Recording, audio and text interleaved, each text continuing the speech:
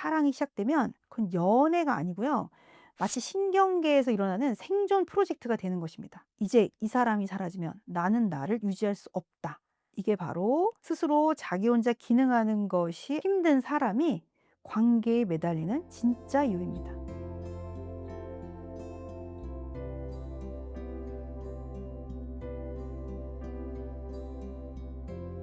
안녕하십니까. 상담 심리 전문가 앤드쌤입니다. 오늘은 무엇이 궁금해서 찾아오셨을까요? 혼자 있을 때는 멀쩡한데 누군가를 좋아하기 시작하면 내 삶이 통째로 흔들리는 분들이 있어요. 긍정도, 선택도, 자존감도 전부 관계 안에서만 겨우 삶이 유지되는 사람들이 말이죠. 그죠. 그런 사람이 있죠. 그래도 정도의 차이가 있지만 사실 우리가 외로움이 정말 힘든 일이긴 하잖아요. 근데 좀 더 극단적인 이런 힘듦이 있을 거라고 생각을 해보고 오늘은 이제 그런 힘듦에 대해서 이야기를 해보면 좋겠네요. 이분들을 조금 이렇게 지칭을 해보면 스스로 기능하는 자는 약하고 관계 중심으로 생존해야 하는 경향성, 이렇게 이름 붙일 수 있을 것 같습니다. 그러면 이 사람들의 내면 구조는 왜 이렇게 될까요? 핵심 특징은요, 좀 단순한데요. 나는 혼자서는 나를 돌볼 수 없고 누군가가 있어야만 내가 유지된다고 생각하는 사람들입니다. 스스로 기능하는 자, 스스로 유지하는 자가 약하다는 건요. 감정이 흔들릴 때 스스로 진정시키지 못하고 불안, 외로움, 허무함이 밀려오면은 즉각 누군가에게 매달리거나 관계 안으로 뛰어들어가야 하는 이제 심리적 구조입니다. 이건 의지의 문제가 아니라요. 초기 애착 환경에서 자기 조절을 함께 배워본 경험이 부족했던 결과인 것입니다. 그래서 이들은 자기도 모르게 관계 중심으로 관계에 의존하는 생존 전략을 만들게 된 것이죠. 왜 어떤 사람들은 사랑을 하면 무너질 정도로 매달리게 되는 건가요? 만약에 토기 어린 시절을 상상해 보면 어떤 애착 환경에서 어떤 경험을 했을까요? 이 사람들은 태어났을 때부터 약했던 게 아니에요. 그런 사람은 없습니다. 자기 조절을 함께 배워줄 어른이 지속적으로 부재했던 그런 환경 속에서 자라났을 가능성이 큽니다. 몇 가지 예시를 들어보면은 울 때마다 반응이 들쭉날쭉했던 양육 상황. 어떤 날은 잘 안아주고 어떤 날은 그만 좀 울어 하고 이렇게 밀어내고 어떤 날은 완전히 무시하고, 그렇게 되면 아이의 신경계는 이렇게 학습이 됩니다. 아, 내 감정은 예측할 수 없고 누군가의 기분에 따라 살아남는다. 그래서 이 아이는 스스로 진정할 수 있는 게 아니라 타인의 반응을 감지하는 데 레이더를 먼저 키우게 됩니다. 그리고 아기가 울면 보호자가 더 불안해지는 경우가 있어요. 아이보다 어른이 먼저 무너져요. 엄마 힘들어. 아빠 지금 너무 예민해. 아이가 오히려 어른을 이렇게 느끼고 진정시키는 구조인 거죠. 이때 아이는 배웁니다. 내 감정은 부담인 것이다. 대신 상대를 안정시키면 나는 버려지지 않는다. 성인이 되어서는 내가 저 사람을 사랑할수록 내가 더 애써야 하는구나. 내가 더 애써야만 관계가 유지된다는 구조에 갇히기 쉽겠죠. 그리고 혼자 두는 시간이 성장이 아니라 방치였던 환경인 거예요. 울어도 막 오래 혼자 두는 환경이 있어요. "아유 제가 뭐 지칠 대로 지치면 더는 뭐 바라지 않겠지." 이렇게 말씀하시는 정말 본인도 계시거든요. 그리고 감정 조절을 가르쳐 준 적이 없어요. 대신 "강해져라. 이 정도로 울면 안 된다." 이 아이는 혼자 버텼지만 진짜 자기 조절을 배우지 못했습니다. 그래서 성인이 되면 혼자 있을 때 감정이 막 폭주해 버리고 관계 안에 있을 때만 겨우 안정이 되는 사람이 될 수도 있습니다. 그리고요, 조건부 사랑 속에서 자란 경우도 어려움이 되는데요. 부모의 말을 잘 들을 때만 사랑을 받았고 기대에 맞을 때만 관심을 받은 거예요. 그래서 아이는 이렇게 결론을 낸 거죠. 나는 있는 그대로는 유지되지 않는다.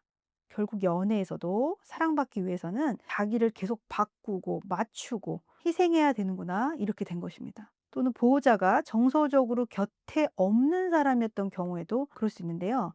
옆에 있지만 마음은 늘 다른 데 있는 부모, 말해도 반응 없는 어른. 이때 아이는 이렇게 배웁니다. 나는 혼자서 감정을 견뎌야 한다. 그런데 혼자서 견디는 방법은 아무도 가르쳐 주지 않았죠. 그래서 이 아이는 관계가 생기면요, 그 사람을 유일한 자기의 감정 조절 장치로 삼는 구조가 되는 것입니다. 그래서요, 이 사람들은요, 사랑하면요, 이렇게 되는 것입니다. 사랑이 시작되면 그건 연애가 아니고요.